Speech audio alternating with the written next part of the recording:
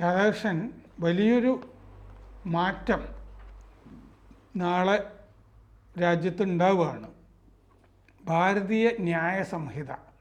കുറക്കാലം നമ്മൾ ബ്രിട്ടീഷ് കൊളോണിയലിസത്തിൻ്റെ അവശിഷ്ടങ്ങൾ ചുമന്ന് കിടക്കുകയായിരുന്നു. നാളെ ഭാരതീയ ന്യായ സംഹിതയിലേക്ക് നമ്മൾ മാറുന്നു. പക്ഷേ ഇതേപ്പറ്റി വലിയ ചർച്ചകളൊന്നും നടന്ന് കണ്ടില്ല. പൈങ്കിളി വിഷയമല്ല എന്നുള്ളത് കൊണ്ടായിരിക്കും ചർച്ച നടക്കാതെ പോയത്. ഇത് ഇന്ത്യൻ ശിക്ഷാ നിയമം, ക്രിമിനൽ നടപടിച്ചട്ടം, ഇന്ത്യൻ തെളിവ് നിയമം അത് മാറുകയാണ്. ഭാരതീയ ന്യായ സംഹിത, ഭാരതീയ നാഗരിക് സുരക്ഷാ സംഹിത, ഭാരതീയ സാക്ഷ്യ നിയമം എന്നിങ്ങനെ.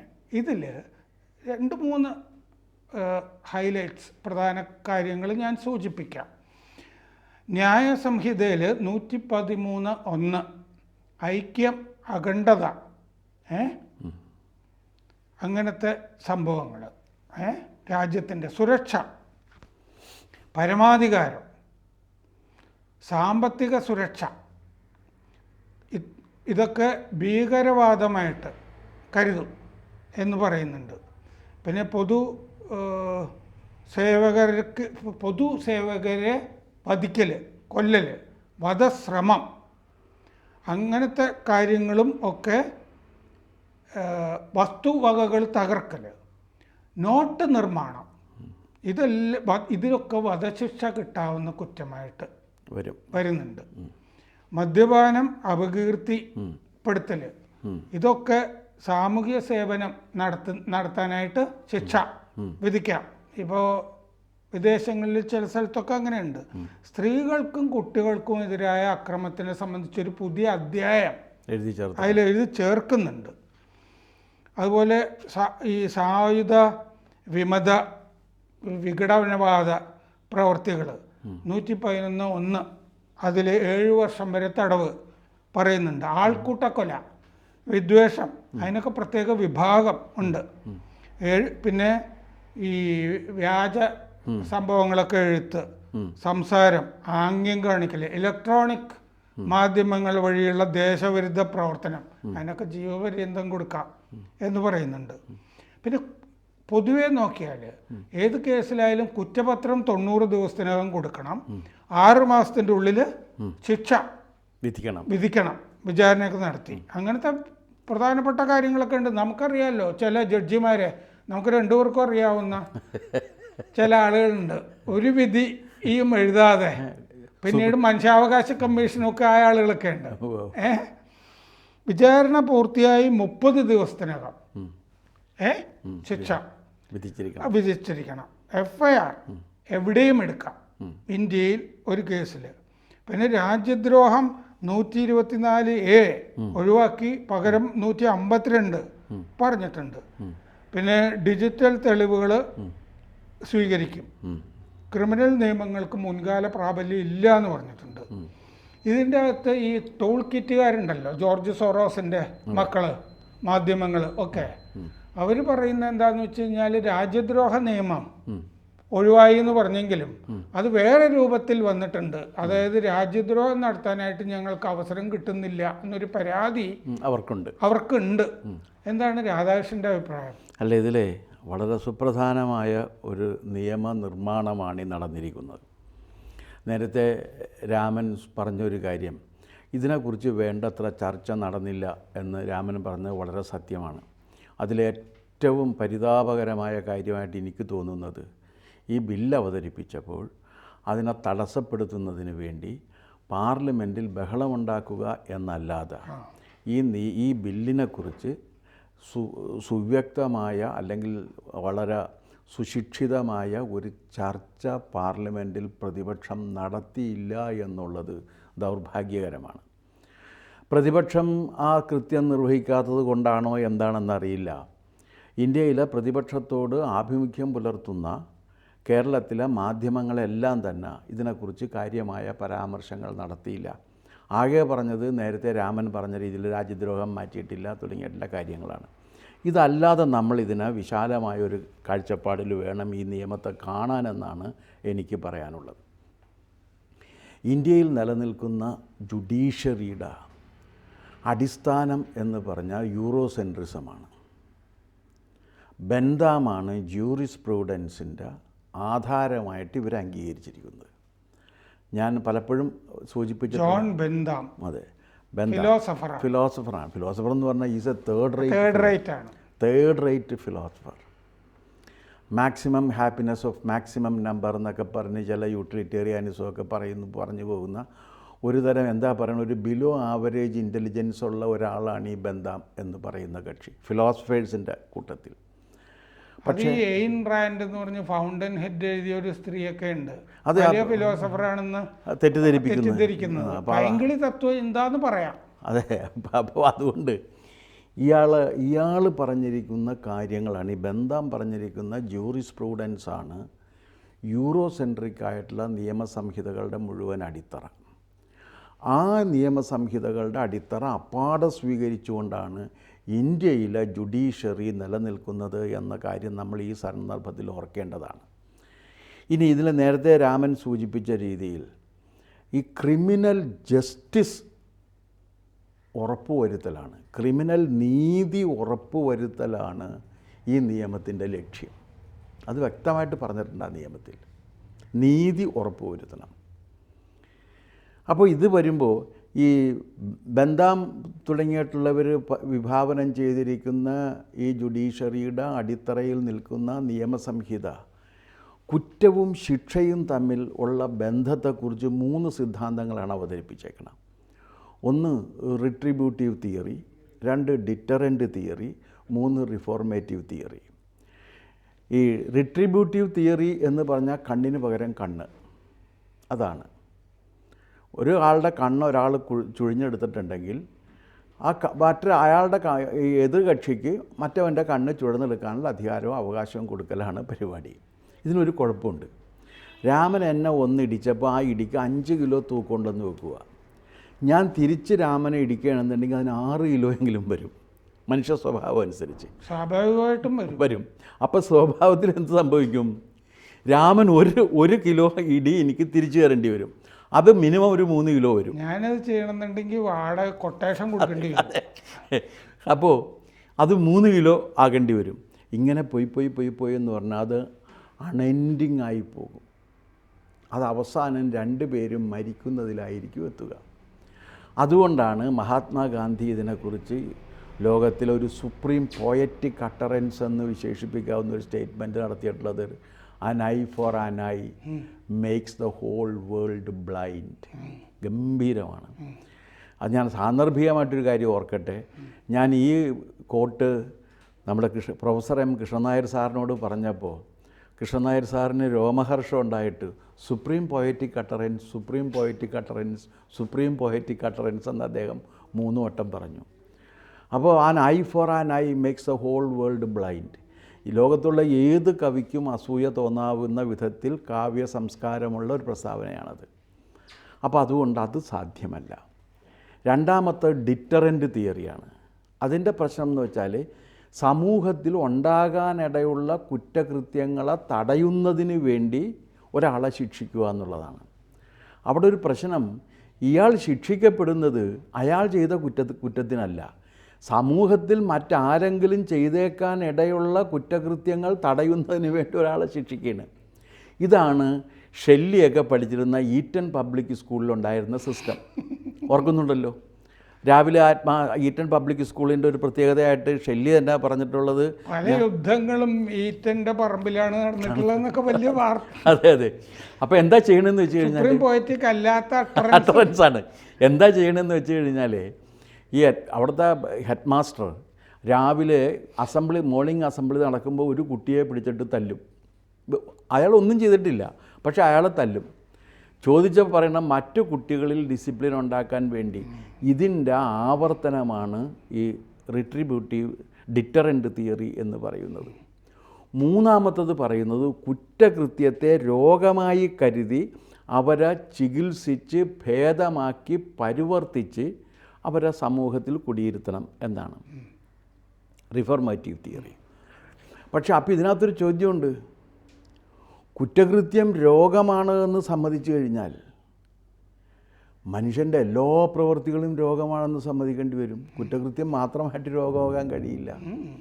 അതൊരു വിൽഫുൾ ആക്ഷനായിട്ട് വരുമ്പോൾ, ഇപ്പോൾ നമ്മൾ ഇതിൽ though I wish thy death I shall not be thy executioner എന്ന് ഷേക്സ്പിയർ എഴുതിയ ഇതിനകത്താണ്, ഹാംലെറ്റിലാണെന്നാണ് തോന്നണം. ഞാൻ നിൻ്റെ മരണത്തെ ആഗ്രഹിച്ചിരുന്നെങ്കിലും ഞാൻ നിന്നെ കൊല്ലില്ല എന്ന് പറയുന്നത് പോലെ, ഞാൻ നിൻ്റെ ആരാച്ചാരാകില്ല. അതാണ് ഏറ്റവും നല്ല പ്രയോഗം. ഞാൻ നിൻ്റെ ആരാച്ചാരാകില്ല എന്ന് പറയുന്നത് പോലെ ഉള്ളൊരു സംഗതിയുണ്ട്. അപ്പോൾ മനസ്സിൻ്റെ പ്രശ്നമല്ല, മനസ്സിൽ ഇങ്ങനെ ഒന്നുള്ളതാണ് രോഗം, മനോരോഗമാണ് എന്നുണ്ടെങ്കിൽ ആ മനോരോഗം ദേഷ്യം വരുന്ന എല്ലാവർക്കും തോന്നാവുന്നതാണ്. അവരെല്ലാവരും കുറ്റവാളികളല്ല. സൂക്ഷ്മമായിട്ട് മനസ്സിൻ്റെ ജാലകത്തിൻ്റെ ഇടയിലൂടെ നോക്കിക്കഴിഞ്ഞാൽ ഇവരിൽ ഈ കുറ്റവാസന വളരുന്നുണ്ട് എങ്കിലും അവരാരും കുറ്റകൃത്യം ചെയ്യുന്നില്ല. അപ്പോൾ കുറ്റകൃത്യം ചെയ്യുന്നവരെയാണ് നിയമത്തിൽ പരിശോധിക്കേണ്ടത്. അപ്പോൾ കുറ്റവാസനയുള്ള എല്ലാവരും കുറ്റകൃത്യം ചെയ്യാത്തത് കൊണ്ട് കുറ്റവാസനയ്ക്ക് ചികിത്സിക്കുക എന്നതിനേക്കാൾ ഒരു കുറ്റകൃത്യത്തിന് ഇതിന് വേണ്ട ശിക്ഷ കൊടുക്കുക എന്നുള്ളതാണ് അതിൻ്റെ രീതി. ആ അടിസ്ഥാന തത്വത്തെ റിഫോർമേറ്റീവ് തിയറി ഇല്ലാതാക്കിയാണ് ചെയ്യുന്നത്. ഇന്ത്യയിൽ എന്താണെന്ന് വെച്ചാൽ നമ്മുടെ ജസ്റ്റിസ് വി.ആർ. കൃഷ്ണയ്യരെ പോലെയുള്ള ആൾക്കാർ മുഴുവനും ഈ റിഫോർമേറ്റീവ് തിയറിയുടെ ആരാധകരായിരുന്നുകൊണ്ടാണ് ഇവരിതിനെക്കുറിച്ച് പറയുന്നത്. അവരാണ് പറയുന്നത് ഒരു കടും കുറ്റവാളിയാണെങ്കിലും അയാളെ ജയിലിൽ സൂക്ഷിക്കാൻ പറ്റില്ല, ജയിൽ അതിനുള്ള സ്ഥലമല്ല എന്നൊക്കെ പറഞ്ഞുകൊണ്ട് ഇവരെയൊക്കെ തുറന്ന സമൂഹത്തിലേക്ക് ഇറക്കി വിട്ട് പരമാവധി പ്രശ്നം അവരുണ്ടാക്കുന്നത് കാണാൻ പറ്റും. ഇപ്പോൾ ഇന്ന് പത്രത്തിൽ ഞാൻ കണ്ടൊരു വാർത്ത, ഒരാൾ പരോളിലിറങ്ങി വന്നിട്ട് അമ്മയെ കൊന്ന കേസിൽ അറസ്റ്റ് ചെയ്യപ്പെട്ട് ജയിലിൽ പോയ ഒരുത്തനാണ്. അവനെ പരോളിലിറക്കി, അവൻ തിരിച്ചു വന്നിട്ട് അവൻ്റെ ചേട്ടനെയും കൊന്നു. അപ്പോൾ ഇതൊക്കെ ഉള്ള സമയത്താണ് ബെയിൽ ഈസ് ദ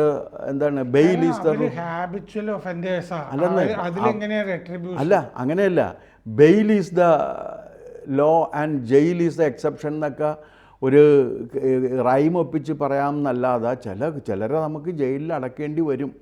കാരണം അത് കുറ്റകൃത്യത്തിൻ്റെ സ്വഭാവം അനുസരിച്ചാണ്. ഇന്ത്യൻ സങ്കല്പം ഇതിൽ നിന്നെല്ലാം വ്യത്യസ്തമാണ്. ഇന്ത്യൻ സങ്കല്പത്തിൻ്റെ അടിസ്ഥാനം എന്താണെന്ന് ചോദിച്ചാൽ താൻ നിരന്തരം ചെയ്യുന്ന കർമ്മങ്ങൾ താൻ അനുഭവിച്ചിടുക എന്നേ വരൂ എന്നുള്ളതാണ്. അപ്പോൾ ഒരാളൊരു കുറ്റകൃത്യം ചെയ്തിട്ടുണ്ട് എന്നുണ്ടെങ്കിൽ ആ കുറ്റകൃത്യത്തിന് അനുസൃതമായ രീതിയിലുള്ള ശിക്ഷ അനുഭവിക്കാൻ അയാൾ ബാധ്യസ്ഥനാണ്. അതെനിക്ക് പറ്റില്ല എന്ന് പറയാൻ പറ്റില്ല, അതിൽ നിന്ന് ഒഴിഞ്ഞു പോകാനും പറ്റില്ല. അത് നിങ്ങൾക്ക് കിട്ടിക്കൊണ്ടേയിരിക്കും, നിങ്ങളത് ബാധ്യസ്ഥനാണ്. ഒരു ആരോഗ്യകരമായ സമൂഹത്തെക്കുറിച്ച് ചിന്തിക്കുന്ന ആർക്കും ഈ കുറ്റകൃത്യത്തിന് ശിക്ഷ കൊടുക്കേണ്ടി വരും. ഇവിടെ ഒരു പ്രശ്നം വരുന്നത് കുറ്റകൃത്യവും ശിക്ഷയും തമ്മിൽ അതിൻ്റെ ഗുണത്തിലും ഗണത്തിലും തുല്യത ഉണ്ടായിരിക്കണം എന്നുള്ളതാണ് ഇതിൻ്റെ അടിസ്ഥാനപരമായിട്ടുള്ള ഒരു കാര്യം. ഈ നിയമസംഹിതയിൽ ഞാൻ ഏറ്റവും പോസിറ്റീവായി കാണുന്ന ഒരു കാര്യം എന്താണെന്ന് വെച്ചാൽ, ഒരു ശിക്ഷാരീതി എന്ന് പറഞ്ഞാൽ സാമൂഹിക സേവനമാണ് ഒരു ശിക്ഷാരീതി. ചില കുറ്റകൃത്യങ്ങൾ അവർ സമൂഹത്തിന് ഇന്നിന്ന സേവനങ്ങൾ അനുഷ്ഠിക്കണം എന്ന് പറയുന്നതാണ്. മദ്യപാനം അതുകൊണ്ടുണ്ടാക്കുന്ന പ്രശ്നങ്ങൾ, അപകീർത്തി ഇതിനൊക്കെ ചെയ്യാവുന്ന ഒരു കാര്യം എന്ന് വെച്ചാൽ സാമൂഹിക സേവനമാണ്. അപ്പോൾ വേണമെങ്കിൽ ഒരു ചോദ്യം ഉന്നയിക്കാം, അങ്ങനെ സാമൂഹിക സേവനത്തെ ഒരു ശിക്ഷാരീതിയായിട്ട് അംഗീകരിക്കാൻ പറ്റുമെന്ന്? പറ്റും എന്നാണ് അതിൻ്റെ മറുപടി. പറ്റുമോ എന്ന് ചോദിച്ചാൽ പറ്റും എന്നുള്ളതാണ്. ഇത് ഒരു കാര്യമുള്ളതെന്ന് വെച്ച് കഴിഞ്ഞാൽ, ഈ നമ്മളിവിടെ നിന്നിരുന്നൊരു നിയമസംഹിതകൾ നേരത്തെ IPC ആയാലും കൊള്ളാം, ICPR അല്ല CRPC ആയാലും കൊള്ളാം, ഇതൊക്കെ പറയുന്ന ഇതിനകത്തൊക്കെ ഒരു പ്രശ്നമുള്ളത് എന്താണെന്ന് വെച്ച് കഴിഞ്ഞാൽ, ഇന്ത്യക്കാരെ ഒരു രണ്ടാന്തര പൗരന്മാരായി കാണുകയും അവർ സത്യസന്ധരാകില്ല എന്ന് വിശ്വസിക്കുകയും ചെയ്തുകൊണ്ട് അവരെ അടക്കി നിർത്തുന്നതിന് വേണ്ടി ഒരു പോലീസ് സംവിധാനം ഉണ്ടാക്കിയിട്ട് ആ പോലീസ് സംവിധാനം വിഭാവനം ചെയ്ത നിയമവ്യവസ്ഥക്കനുസരിച്ചുള്ള പ്രവർത്തനമാണ് നടന്നുകൊണ്ടിരുന്നത്. അവർ മൊത്തം തന്നെ കള്ളന്മാരായിട്ട് ഡിക്ലെയർ ചെയ്തിരുന്നു. തഗ്ഗെന്ന് പറഞ്ഞിട്ട് തഗ് ആക്ട് അല്ല, പല സ്ഥലത്തും അവരത് ചെയ്തുകൊണ്ടിരുന്നു. അപ്പോൾ അങ്ങനെയുള്ള ഒരു കാര്യം പോലീസിന് എന്തിനാണെന്ന് ചോദിച്ചാൽ ഒരു സപ്രസീവ് ഫോഴ്സായിട്ടും ഒരു ഒപ്രസീവ് ഫോഴ്സുമായിട്ടാണ് ഉപയോഗിച്ചുകൊണ്ടിരുന്നത്. അടിച്ചമർത്താനും വേണ്ടി വന്നാൽ കയറി അടിക്കാനുമുള്ള ഒരു സംഘമായിട്ടാണ് ഉപയോഗിച്ചുകൊണ്ടിരുന്നത്. ഇതിൽ നിന്നൊക്കെ ഉള്ള അടിസ്ഥാനപരമായ മാറ്റമാണ് ഈ നിയമം കൊണ്ട് ഉദ്ദേശിക്കുന്നത്. അതിൽ നേരത്തെ രാമൻ സൂചിപ്പിച്ച രീതിയിൽ എൻ്റെ ഏറ്റവും ഗംഭീരമായിട്ട് എനിക്ക് തോന്നിയിട്ടുള്ളൊരു കാര്യം ഈ പ്രൊസീജിയറിന് ടൈം ലിമിറ്റ് പറഞ്ഞു എന്നുള്ളതാണ്. അതെ അത് ഗംഭീരമായി. അതെന്താ കാര്യം എന്ന് വെച്ചാൽ, ഇപ്പോൾ ഒരു കാര്യമുള്ളത്, ഒരാളങ്ങോട്ട് കിട്ടിക്കഴിഞ്ഞാൽ, ഒരു കേസ് കിട്ടിക്കഴിഞ്ഞാൽ ഏതെങ്കിലും ഒരു ജഡ്ജ് അതങ്ങോട്ട് സ്റ്റേ ചെയ്ത് ഇട്ട് കഴിഞ്ഞാൽ, ഈ അടുത്തുണ്ടായിരുന്നു, വായിച്ചതാണ്, കൽക്കട്ടയിലാണോ ആസാമിലാണോ എന്നറിയില്ല, ഒരു കേസ് സ്റ്റേ ചെയ്തിട്ട് 24 കൊല്ലം കഴിഞ്ഞിട്ടാണ് ആ സ്റ്റേ ചെയ്ത കേസ് എടുത്ത് വിധി പ്രസ്താവിക്കുന്നത്. കാരണം സ്റ്റേ ചെയ്താൽ പിന്നെ എന്ന് ഇതിൻ്റെ ബാക്കി കാര്യങ്ങൾ ചെയ്യണമെന്നുള്ളതിനെക്കുറിച്ച് ഒരു സമയനിഷ്ഠയും ഉണ്ടായിരുന്നില്ല എന്നുള്ളതാണ് വസ്തുത. ഇടയ്ക്കൊന്ന് കയറിക്കോട്ടെ, ഈ ഭാരതീയ ന്യായ സംഹിത വരുമ്പോൾ ഈ ലാവ്ലിൻ കേസിൽ ഒരു തീരുമാനം ഉണ്ടാവുമോ? തീരുമാനം ഉണ്ടാകണം. കാരണം ഈ പ്രൊസീജിയറൽ ഫോർമാലിറ്റി വരുന്നത് കൊണ്ടൊരു തീരുമാനം ഉണ്ടായി. അല്ലെങ്കിൽ തന്നെ എന്ത് ന്യായമാണുള്ളതെന്ന് 38 പ്രാവശ്യം ഒരു കേസ് സുപ്രീം കോടതി മാറ്റിവെക്കുന്നു എന്ന് പറഞ്ഞാൽ ഒന്നുകിൽ അവർക്ക് അപമാനം തോന്നണം, ഇങ്ങനെ ചെയ്യരുത് എന്നുള്ള കാര്യം. അതൊരു ഉളുപ്പിൻ്റെ പ്രശ്നമാണ്. അതില്ലാതെ പോകുന്നത് എങ്ങനെയാണ് ശരിയാകുന്നത്? പിന്നെ വേറൊരു കാര്യമുള്ളതെന്ന് വെച്ച് കഴിഞ്ഞാൽ, ഈ FIR നമുക്ക് ഇലക്ട്രോണിക് മീഡിയയിലൂടെ വെക്കാൻ ട്രയൽ നടത്താനുള്ള സൗകര്യമുണ്ട്. ഇപ്പം എല്ലാ കേസിനും നമ്മൾ അവിടെ പോയി ജഡ്ജ് അവിടെ കോടതി പോയിട്ട് അവിടെ തൂങ്ങി നിൽക്കുകയാണല്ല. നമ്മൾ ഈ ലോവർ കോടതികളിൽ പോയി കഴിഞ്ഞാൽ കാണാവുന്നൊരു കാര്യമെന്ന് വെച്ച് കഴിഞ്ഞാൽ, ഒന്ന്, അതിന് വേണ്ടത്ര സൗകര്യമില്ല. 2, അതിനകത്ത് കയറി കഴിഞ്ഞാൽ ഭയങ്കര ചൂടാണ്. ജഡ്ജിമാരടക്കമുള്ളവരെന്ന് പറഞ്ഞാൽ വിയർത്ത് കുളിച്ചായിരിക്കും വേനൽക്കാലത്ത് ഇരിക്കുക. അവിടെ പോയിട്ട് ഈ കുറ്റവാളികളും സാക്ഷികളും വാദിയും പ്രതിയും ഒക്കെ തന്നെ അവിടെ ഇങ്ങനെ മണിക്കൂറുകളോളം നിൽക്കുകയാണ്. ഒരു കേസ് അന്ന് വച്ചിട്ടുണ്ടെങ്കിൽ എപ്പോൾ വിളിക്കുമെന്ന് ആർക്കും അറിയില്ല, ഇവർക്കും അറിയില്ല, കോടതിക്കും അറിയില്ല. അതിൽ നിന്നൊക്കെ ഒരു മാറ്റം ഉണ്ടാകുന്നു എന്നുള്ളതാണ് ഇതിൻ്റെ ഏറ്റവും വലിയ സവിശേഷത. അപ്പോൾ അത് മാത്രമല്ല, ഇതിനകത്തൊരു കാര്യമുള്ളതെന്ന് വെച്ചാൽ ട്രാൻസ്പെറൻസി കൊണ്ടുവരുന്നുണ്ട്. കാരണം ഈ ടൈം ലിമിറ്റ് വന്ന് പിന്നെ വേറൊരു കാര്യം, പോലീസിൻ്റെ ഇപ്പം നമ്മളൊരു പരാതി കൊടുത്ത്, ആ പരാതി കൊടുത്തു കഴിഞ്ഞാൽ അന്വേഷിക്കൂടെ എന്നാണല്ലോ പറയുന്നത്. അത് പറ്റില്ല. നമ്മൾ പരാതിക്കാരൻ ചോദിച്ചു കഴിഞ്ഞാൽ അന്വേഷണത്തിൻ്റെ പ്രോഗ്രസ്, അതിൻ്റെ പുരോഗതി എത്രയാണ് എന്ന് നമ്മൾ അറിയിക്കാൻ ഈ നിയമം അനുസരിച്ച് ബാധ്യസ്ഥനാണ്. ഇത് വളരെ പ്രധാനപ്പെട്ട ഒന്നല്ലേ. ഇപ്പോൾ പലരും ചെയ്യണത് എന്താണ്, ഞങ്ങൾ പോയിട്ട് കിട്ടുന്നില്ല, ഹൈക്കോടതി പോയാണ്. ഹൈക്കോടതി പോവുക എന്ന് പറഞ്ഞാൽ അത്ര എളുപ്പമാണോ? ഏതൊരാൾക്കും ഹൈക്കോടതി പോകണമെന്നുണ്ടെങ്കിൽ മിനിമം 1 ലക്ഷം രൂപയില്ലാതെ ഹൈക്കോടതിയുടെ വരാന്തേ പോലും പോകാൻ പറ്റില്ല. അത്തരത്തിലുള്ളൊരു അന്തരീക്ഷം നിലനിൽക്കുന്ന സന്ദർഭത്തിലാണ് ഇത് വരുന്നത്. പിന്നെ ഒരു കാര്യം എന്ന് വെച്ച് കഴിഞ്ഞാൽ, ഇത് റെയ്ഡ് നടക്കുകയാണെങ്കിൽ അത് വീഡിയോഗ്രാഫി ചെയ്ത് സൂക്ഷിക്കണമെന്നുണ്ട്. ഇതൊക്കെ ഇതിൻ്റെ ഏറ്റവും പോസിറ്റീവായിട്ടുള്ള അംശങ്ങളാണ്. ഇതിനെ വിമർശിക്കുന്നവർ പറയണത് എന്താണെന്ന് വെച്ചാൽ, കൊളോണിയൽ മൈൻഡ് സെറ്റിൽ വേണ്ടത്ര മാറ്റം വന്നിട്ടില്ല ഈ നിയമത്തിലെന്നാണ്. പക്ഷേ ഈ പറഞ്ഞ കാര്യങ്ങളൊന്നും കൊളോണിയൽ നിയമത്തിലുണ്ടായിരുന്നില്ല. ഒന്നുമില്ലാതിരിക്കുകയും അതിന് കുറേ കൂടി സുതാര്യമാവുക, കുറേ കൂടി സമയബന്ധിതമാവുക, പരാതിക്കാരന് കുറേ കൂടി ഭംഗിയായി കാര്യങ്ങൾ നിർവഹിക്കാനുള്ള അവസരം കൊടുക്കുക, പോലീസ് ഉദ്യോഗസ്ഥരെ കുറേ കൂടി ഉത്തരവാദിത്തപ്പെട്ടവരാക്കുക, ഇത്രയൊക്കെ വന്നിട്ടും കൊളോണിയൽ മൈൻഡ് സെറ്റ് മാറിയില്ല എന്ന് പറയുന്നവരുടെ കൊളോണിയൽ മൈൻഡ് സെറ്റാണ് മാറാത്തത്, നിയമത്തിൻ്റെ അല്ല. അത് കൊളോണിയൽ മൈൻഡ് സെറ്റ് ഇല്ല, അതിന് tool kit mind set. Tool kit, ഇപ്പോഴത്തെ പുതിയ ഭാഷയിൽ പറഞ്ഞാൽ ടൂൾ കിറ്റ്, അല്ലെങ്കിൽ സോറോസ് സിൻഡ്രം എന്ന് പറയാം. ജോർജ് സോറോസ് മുഴുവൻ പേര്. അപ്പോൾ അതിന് നമുക്ക് കൊടുക്കാം GS സിൻഡ്രം അഥവാ ജോർജ് സോറോസ് സിൻഡ്രം എന്നും പറയാം. ആ ജോർജ് സോറോസ് സിൻഡ്രം ഉള്ളവർക്കാണ് ഇത് ഇങ്ങനെ തോന്നുന്നത്. ഇതിനകത്തൊരു കാര്യം എന്ന് വെച്ച് കഴിഞ്ഞാൽ, പിന്നെ പോലീസിന് അമിത അധികാരം കൊടുത്തിരിക്കുന്നു എന്നാണ് പറയണത്. അമിത അധികാരമല്ല, പോലീസിന് കുറ്റകൃത്യങ്ങൾ കണ്ടെത്താനും അത് തടയുന്നതിനുള്ള നടപടി സ്വീകരിക്കാനും ക്രമസമാധാനം നിജപ്പെടുത്തി നിലനിർത്താനും അധികാരം കൊടുക്കാതെ ഒരു രാഷ്ട്രത്തിനും നിലനിന്ന് പോകാൻ കഴിയില്ല. പിന്നെ ഇതിനകത്ത് പറയുന്ന ചില കാര്യങ്ങൾ പറയുന്നത് എന്താ വെച്ചാൽ, കുറ്റകൃത്യങ്ങൾക്കുള്ള ശിക്ഷ വിധിച്ചപ്പോൾ അതിൽ യുക്തിസഹമായ ഒരു തീരുമാനം എടുക്കാൻ കഴിഞ്ഞിട്ടില്ല എന്ന് പറയുന്നുണ്ട്. അതെന്താ കാര്യമെന്ന് വെച്ച് കഴിഞ്ഞാൽ ഒരു ഒബ്ജക്റ്റീവ് ക്രൈറ്റീരിയൻ, കുറ്റവും ശിക്ഷയും തമ്മിൽ ബന്ധിപ്പിക്കുന്നതിനുള്ള ഒരു ഒബ്ജക്റ്റീവ് എന്നും വസ്തുനിഷ്ഠമായ ഒരു മാനദണ്ഡം ഇതിലുണ്ടാക്കിയിട്ടില്ല എന്ന് പറയുന്നുണ്ട്. അപ്പോൾ ഒരു ചോദ്യമുണ്ട്, വസ്തുനിഷ്ഠമായൊരു മാനദണ്ഡം ഉണ്ടാക്കാൻ പലപ്പോഴും പറ്റില്ല. കാരണം ഒരു കൊലപാതകം തന്നെ വധശിക്ഷ അർഹിക്കുന്ന കൊലപാതകവുമുണ്ട്, മറ്റേ ഈ ജയിൽ ശിക്ഷ മാത്രം വിധിക്കാവുന്ന കൊലപാതകവുമുണ്ട്. അപ്പോൾ അത് ഏത് കൊലപാതകം വേണം എന്നുള്ള കാര്യത്തിൽ ജഡ്ജിയുടെ ഒരു വിധിന്യായത്തിന് വിട്ടുകൊടുക്കാതെ ലോകത്തൊരിടത്തും ഇത് നിലനിർത്തിക്കൊണ്ടു പോകാൻ സാധ്യവുമല്ല. പിന്നെ പറയുന്നത് ചില കുറ്റങ്ങളെക്കുറിച്ച് ഇതിനകത്ത് പ്രത്യേകിച്ച് പറയുന്നുണ്ട്.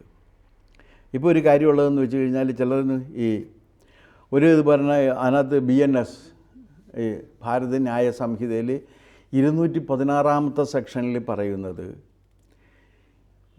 സത്യവാചകം സത്യവാങ്മൂലം നൽകുന്ന സമയത്ത് അതിനകത്ത് ഫ്രോഡിലൻ്റ്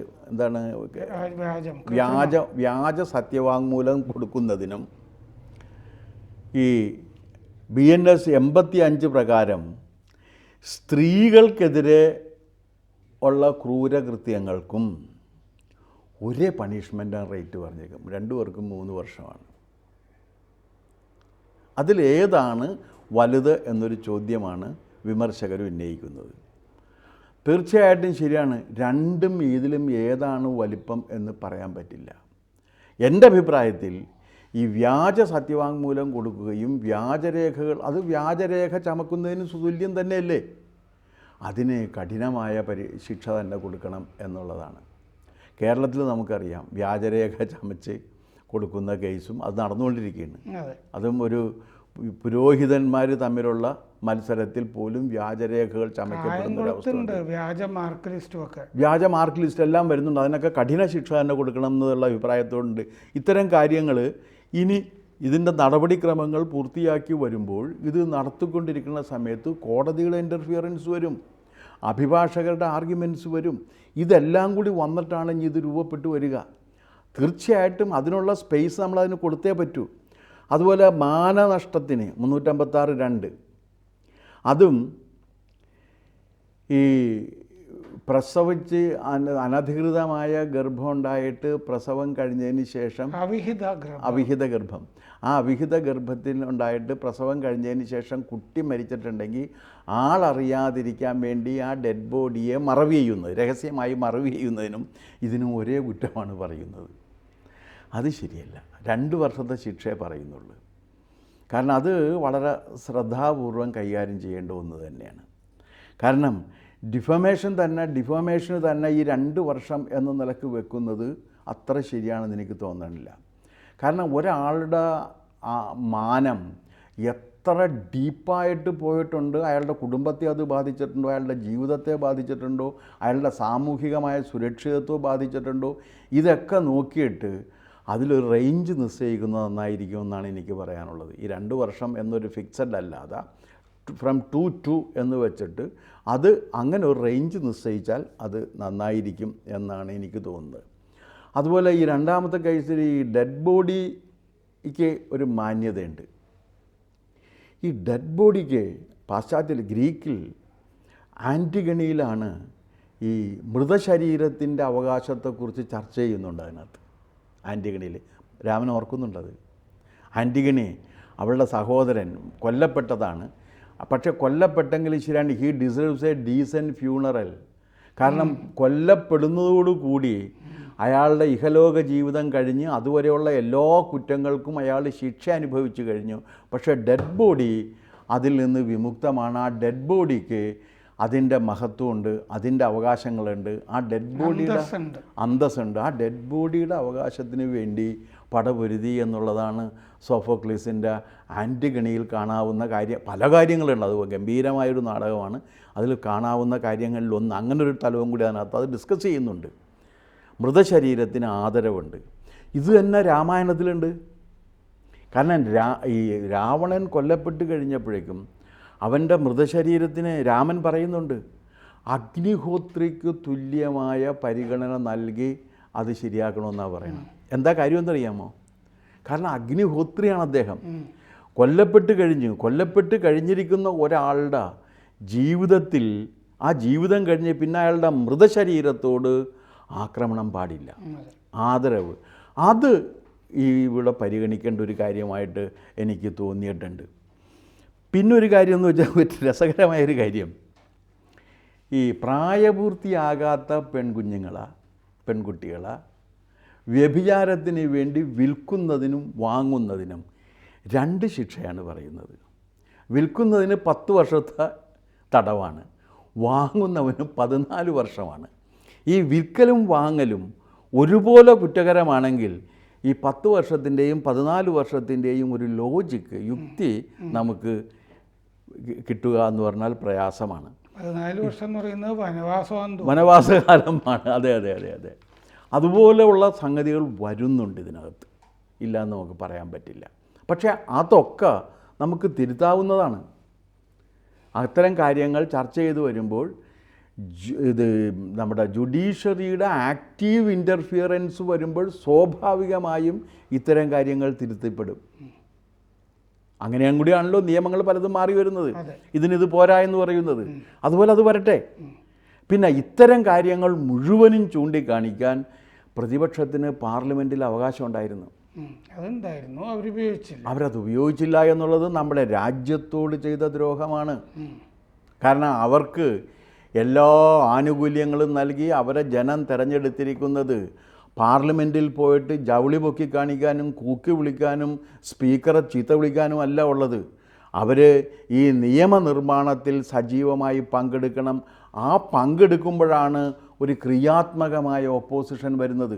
ഇത്തരം കാര്യങ്ങൾ അന്ന് ചൂണ്ടിക്കാണിച്ചിരുന്നെങ്കിൽ ഒരു പക്ഷേ അന്നത് തിരുത്തപ്പെടുമായിരുന്നു. അവർ പറയണം. പറഞ്ഞു കഴിഞ്ഞാൽ നമുക്കത് കറക്റ്റ് ചെയ്യാവുന്നല്ലേ ഉള്ളൂ. അതിന് ഇതേ വേണ്ടാന്ന് പറഞ്ഞാൽ എങ്ങനെ ശരിയാകുന്നത്? എങ്ങനെ ശരിയാകും? ഇത്തരത്തിലുള്ള പ്രായോഗികമായ പ്രശ്നങ്ങൾ വരും. എത്ര സൂക്ഷ്മമായി നമ്മളൊരു നിയമം എഴുതി ഉണ്ടാക്കുമ്പോൾ നോക്കിക്കഴിഞ്ഞാലും ആ നിയമത്തിൽ ചില പോരായ്മകൾ വരും. അത് കാലക്രമേണയാണ് നമുക്കതിൻ്റെ തിരുത്തൽ വരുത്തി പോകാൻ കഴിയുക. ഓക്കെ. കൂടുതൽ വാർത്തകളും വിശേഷങ്ങളും നിങ്ങളിലേക്ക് എത്താൻ ABC മലയാളം സബ്സ്ക്രൈബ് ചെയ്യുക, ബെൽ ബട്ടണും അമർത്തുക.